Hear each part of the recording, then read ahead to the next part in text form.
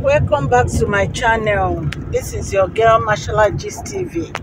I am here again with another gist, and the gist for today is that ṣé lóòótọ́ ni Olori Ronke ní miscarriage?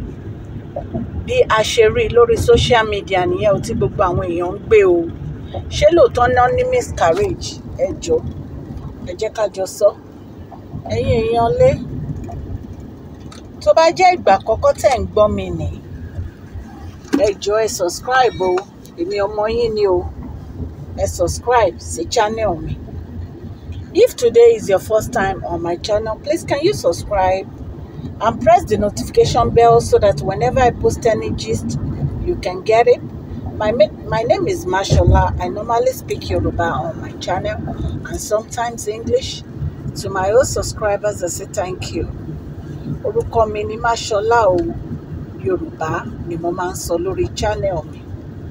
Mo dẹ̀ máa ń sọ̀rọ̀ nípa celebrity gist and royal gist. Ẹ̀yin èèyàn mi, ẹ subscribe, ẹ like, ẹ share. God Almighty will bless you. Okay.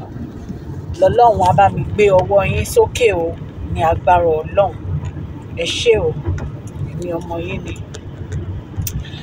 Bí mo ṣe ní kí n máa tiẹ̀ wo nǹkan tó ń ṣẹlẹ̀ lénìí, ni mo bá dẹ̀ rí wọn tó ń gbé oríṣiríṣi pé Olori Ronke wọ́n ní miscarriage. Ṣé máa pé mo ní mi believe pé Olori Ronke lóyún? Nígbà tó tún wá ní wọ́n ní miscarriage, tí kábíyèsí dẹ̀ ń sọ fún Queen Naomi wípé kò sí ìyàwó kankan tó lóyún fáwọn, so ń bọ́lẹ̀ tí wọ́n ń gbé pé Olori Ronke ní miscarriage. Ẹ̀yin ará ilé yìí tún lágbára o. Nígbà tí mo gbọ́ pé wọ́n ní Olori Ronke ní miscarriage, kàyéfì ló jẹ́ fún mi o, torí mi ò believe pé Olori Ronke lóyún o. Èmi ò believe ẹ o, àwọn èèyàn ń sọ ò, but I don't believe it. Nígbà tí Queen Naomi dẹ̀ attack kábíyèsí, allegedly kábíyèsí ní àwọn ò gbọ́ wípé ìyàwó kankan lóyún. So ibi tí Olori Ronke wá ti wá ní miscarriage ó ní ó wá yé mi. Bí mo dẹ̀ ṣe ń gbọ́ lẹ́nìí, wọ́n ní àwọn yèyé mẹ́ta wọ́n ní wọ́n lọ sí palace kábíyèsí wípé wọ́n lọ torchlight sí oyún Olori Ronke, wípé ṣé lóòótọ́ lolori Ronke lóyún. A dẹ̀ tún wá ń gbọ́ lẹ́nìí pé Olori Ronke ní miscarriage. Ẹ rí pé ọ̀rọ̀ yìí ó dàbí ẹni pé irọ́ wà ńbẹ̀. Something is going on. Ó yà mí lẹ́nu o. Èmi mọ̀ ẹ̀yin èèyàn lé, èwo la máa gbàgbọ́ báyìí. A lè sọ bóyá lóòótọ́ lolori Ronke sọ ipá wọn lóyún. A lè sọ bóyá lóòótọ́ Olori Ronke sọ ipá wọn ní miscarriage. Ṣùgbọ́n nǹkan tèmi mọ̀ ni, tó bá jẹ́ pé lóòótọ́ lolori Ronke lóyún, ọjọ́ kan ṣá tóṣù mẹ́fà bá pé, ikùn wọn á yọ. Tó bá dẹ̀ jẹ́ pé lóòótọ́ ni wọ́n ní miscarriage, tó bá yá tún máa gbọ́ yẹn náà. Bọ̀ nǹkan tí mo gbọ́ lórí social media ni tí mo ní kí n wá torchlight fún yín ni because bí mo ṣe gbọ́ gist yẹn, wọ́n ní àwọn yèyé mẹ́ta wọ́n lọ sí palace nítorí oyún Olori Ronke. Ṣé lóòótọ́ ni wọ́n lóyún àbí wọn ò lóyún? Oríṣiríṣi ló ń ṣẹlẹ̀ ní palace kábíyèsí o. Ṣé mọ̀ pé bá ṣe gbọ́ pé Tóbi lóyún náà nìyẹn? Tóbi tiẹ̀ lèmi gbọ́ pé ó lóyún náà, nítorí nǹkan tí mo dẹ̀ fi believe gist yẹn ni pé wọ́n ní ẹ̀gbọ́n ẹ̀ àǹtẹ̀ ló wá break news yẹn fún kábíyèsí. So Queen Naomi dẹ̀ ń bínú pé kí kábíyèsí lọ bá àwọn ìyàwó wọn tó lóyún. Mo ti ṣe gist yẹn lénìí láàárọ̀ yìí, mo ti sẹ́yìn èèyàn mi. So Ọlọ́run Elédùmarè á tàn mọ́lẹ̀ sí ọ̀rọ̀ tó ń ṣẹlẹ̀ yìí o.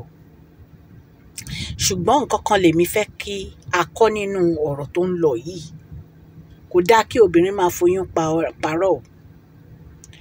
Mi ò sọ pé èèyàn kankan ń parọ́ o, ṣùgbọ́n tó bá ń parọ́ mọ́ rẹ̀. Kò dáa kí obìnrin máa fi oyún parọ́.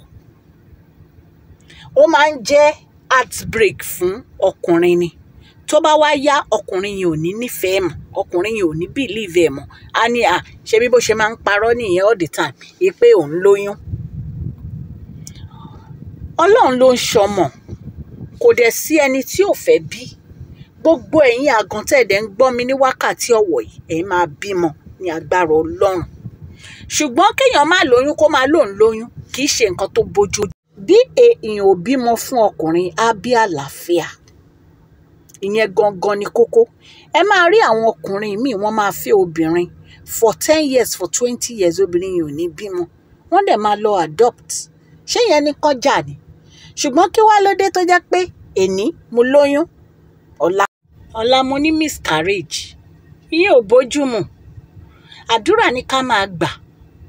Ẹni tó bá ń wóyún tó ń wọ́ ọmọ k'Ọlọ́run fún wọn lọ́mọ.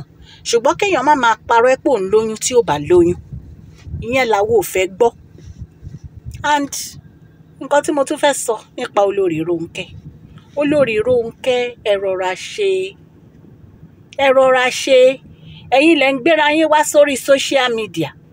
Ṣé mọ̀ pé from some time mi kì í bá yín, mi kì í tiẹ̀ kì í sọ̀rọ̀ yín because I have a respect for you. Ṣùgbọ́n ẹ̀ tẹ́ ń ṣe lẹ́nu ọjọ́ mẹ́ta yìí, díẹ̀díẹ̀ ẹ jọ̀ọ́. Ẹ wá máa gbéra yín wá sórí social media, ẹ máa put play ẹ̀yin àti kábíyèsí bẹ́ẹ̀ ṣe ń play love, tẹ máa gbórí lé wọn láyà, tẹ máa fọwọ́ gbé wọn lẹ́ẹ̀kẹ́, tẹ máa gbórí. Kí ni gbogbo yẹn? Ẹ ti pọ̀ ju gbogbo yẹn lọ. Tẹ bá fẹ́ ṣe yẹn lè máa ṣe nínú yàrá. Ṣé ẹ mọ̀ pé tẹ bá ń ṣe yẹn àwọn èèyàn máa jáde fún yín gan ni? Okay, ẹ̀yin náà wò, a lot of ìyàwó ló wà nínú palace yẹn tó yẹ pé ẹ jù lọ. Wọ́n dẹ̀ fi yín sáyé yín. Okay, ta lẹ wá oppress? Ta lẹ ń oppress pẹ̀lú loving palace àbí kí la fẹ́ pè tẹ́ ń ṣe pẹ̀lú kábíyèsí? Bí ìgbà tẹ́ ń oppress wọn ni nà. Ẹ rọra ṣe.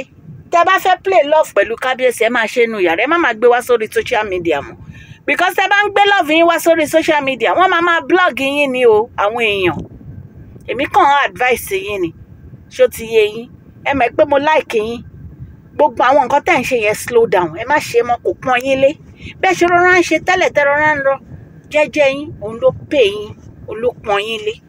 Ẹ̀yin ará ilé, ẹ jọ̀ọ́ ẹ má bá mi pray fún Queen Naomi o àti kábíyèsí. Gbogbo ogun tó ń jà yìí k'Ọlọ́run dáwọ́ ẹ̀ dúró o. Ọlọ́run amúnú Queen Naomi dùn o ní agbára Ọlọ́run. Ẹ ṣé ẹ̀yin èèyàn mi, mo kàn ní kí n touchlight sí nǹkan tí mò ń gbọ́ lórí social media ni. God Almighty will bless you. Bẹ́ẹ̀ ṣe ń subscribe tẹ́ ń like, God Almighty will bless you. Òkè lọ́lá yín á máa lọ, ọlá yín ò ní lọ ìsàlẹ̀ láéláé. Èmi ọmọ yín Mashola, God bless you. Share this video, like and subscribe.